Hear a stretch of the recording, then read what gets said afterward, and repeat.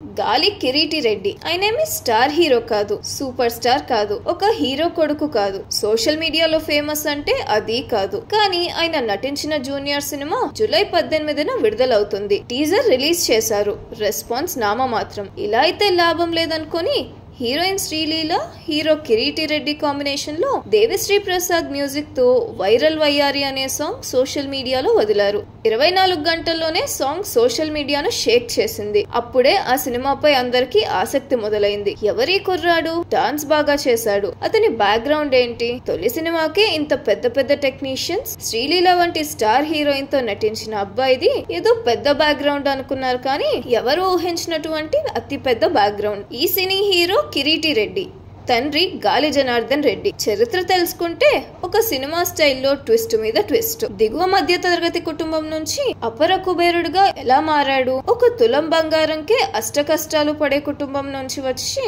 బంగారు సింహాసనం మీద ఎలా కూర్చున్నాడు అనేది చూద్దాం. చివరి వరకు వీడియోను చూస్తే మీకు ఎన్నో ఆసక్తికర విషయాలు తెలుస్తాయి. ఈ సినిమాకు, ఈ చరిత్రకు కర్త, కర్మ, క్రియ హీరో గాలి కిరీటి రెడ్డి తండ్రి గాలి జనార్దన్ రెడ్డి. 1965 జనవరి 11న చెంగారెడ్డి రుక్మిణి దంపతులకు జన్మించాడు. వీరు ముగ్గురు సోదరులు, 2 సోదరీమణులు. తండ్రి కానిస్టేబుల్ గా పనిచేసేవాడు. వీరి స్వస్థలం చిత్తూరు జిల్లాలోని ఒక పల్లెటూరు. కానీ వారి ఉద్యోగం నిమిత్తం బళ్ళారికి మారారు. జనార్దన్ రెడ్డి 10వ తరగతిలో ఉండగానే 1983లో తండ్రి రిటైర్ అయిపోయారు. మొదటి నుంచి చురుగ్గా ఉండే జనార్దన్ రెడ్డి బళ్ళారిలో ఒక ఇన్వెస్ట్మెంట్ కంపెనీ స్టార్ట్ చేశాడు. ఆ కంపెనీ ఆ రోజుల్లోనే 100 కోట్లు వసూలు చేసేది. ఆర్బీఐ నిబంధనల ప్రకారం 80% డబ్బును ప్రభుత్వ బాండ్లలో పెట్టి 20% డబ్బు మాత్రమే మైనింగ్, రియల్ ఎస్టేట్ రంగాల్లో పెట్టుబడి పెట్టాడు. మైనింగ్ రంగంలో బాగా అనుభవం సంపాదించాడు. ఎంత అనుభవం సంపాదించాడంటే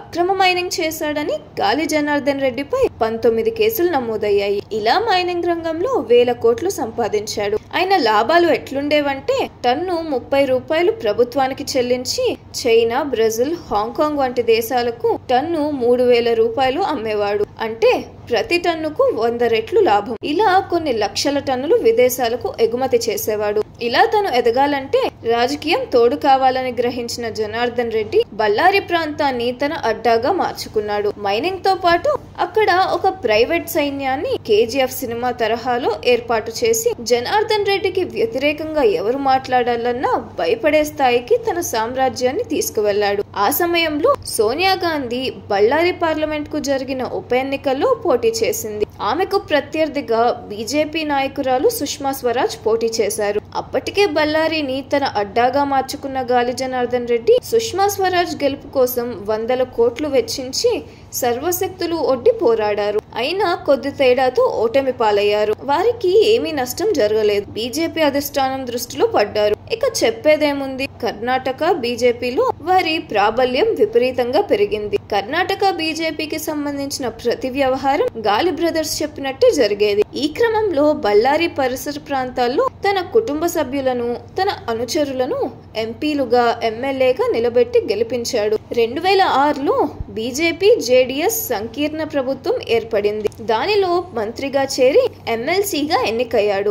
ఆ రోజు నుంచి కుమారస్వామిని తన మైనింగ్ విషయాల కోసం ముప్పతిప్పలు పెట్టడం ప్రారంభించాడు. దీంతో విసుగు చెందిన బీజేపీ అధిష్టానం గాలి జనార్దన్ రెడ్డిని పార్టీ నుంచి సస్పెండ్ చేసింది. ముందు చేసుకున్న ఒప్పందం ప్రకారం కుమారస్వామి అధికారాన్ని బీజేపీకి బదలాయించకపోవడంతో గాలి జనార్దన్ రెడ్డిని మరలా పార్టీలోకి తీసుకున్నారు. ఇప్పుడే గాలి జనార్దన్ రెడ్డి కథ మలుపు తిరిగింది. 2004లో ఆంధ్రప్రదేశ్ లో చంద్రబాబు నాయుడు ఓడిపోయి రాజశేఖర్ రెడ్డి ముఖ్యమంత్రిగా ఎన్నికయ్యాడు. ఒకే సామాజిక వర్గం కావడం, గతంలో పరిచయాలుండటం, ఆర్థికంగా బలవంతుడు కావడం వల్ల రాజశేఖర్ రెడ్డికి బాగా దగ్గరే అత్యంత సన్నిహితుడుగా మారాడు. ఇంకేముంది, తన కార్యకలాపాలను ఆంధ్రప్రదేశ్ కు మార్చాడు. ఓబులాపురం మైనింగ్ కంపెనీ అనేది ప్రారంభించాడు.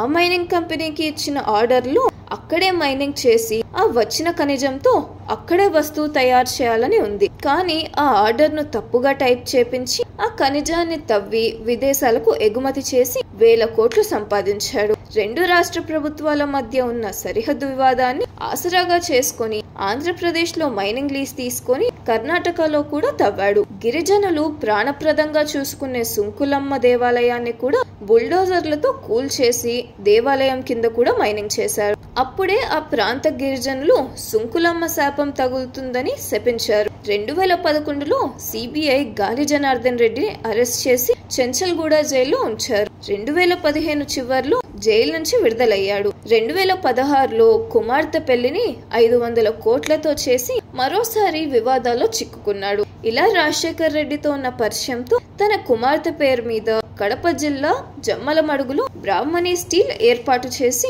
కడప, అనంతపురం జిల్లాలో 10,600 ఎకరాలు మైనింగ్ తీసుకున్నాడు. ఎకరం కేవలం 18,000 రూపాయల చొప్పున ఎయిర్పోర్ట్ కట్టడానికి ఇంకొక 4,000 ఎకరాలు తీసుకున్నాడు. రాజశేఖర్ రెడ్డి చనిపోయాడు. గాలి జనార్దన్ రెడ్డికి కూడా బ్రేకులు పడ్డాయి. గాలి జనార్దన్ రెడ్డికి చిన్నప్పటి నుంచి సినిమాల్లో డైరెక్టర్ గా పనిచేయాలని ఉండేది. రాజకీయాల్లోకి రావడం వల్ల ఆ కోరిక నెరవేరలేదు. అందుకని తన కుమారుడు గాలి కిరీటి రెడ్డిని హీరోగా పరిచయం చేశాడు. తనే నిర్మిస్తే బాగుండదు కాబట్టి వేరే నిర్మాణ సంస్థ పేరు పెట్టారు. కానీ డబ్బులు మాత్రం తనవే.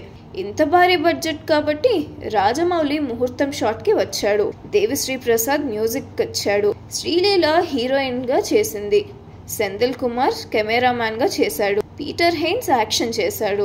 ఇలా గాలి జనార్దన్ రెడ్డి ప్రస్థానం నడుస్తుండగానే 4 నెలల క్రితం నాంపల్లి సిబిఐ కోర్టు జనార్దన్ రెడ్డికి అతని సోదరుడికి ఓబులాపురం మైనింగ్ లో అక్రమాలకు పాల్పడ్డాడని 7 ఏళ్ల కఠిన కారాగార శిక్ష విధించింది. 3 నెలలు జైల్లో ఉండి హైకోర్టుకు అపీల్ చేసుకొని తాత్కాలిక బెయిల్ పై ప్రస్తుతం బయటకు వచ్చాడు.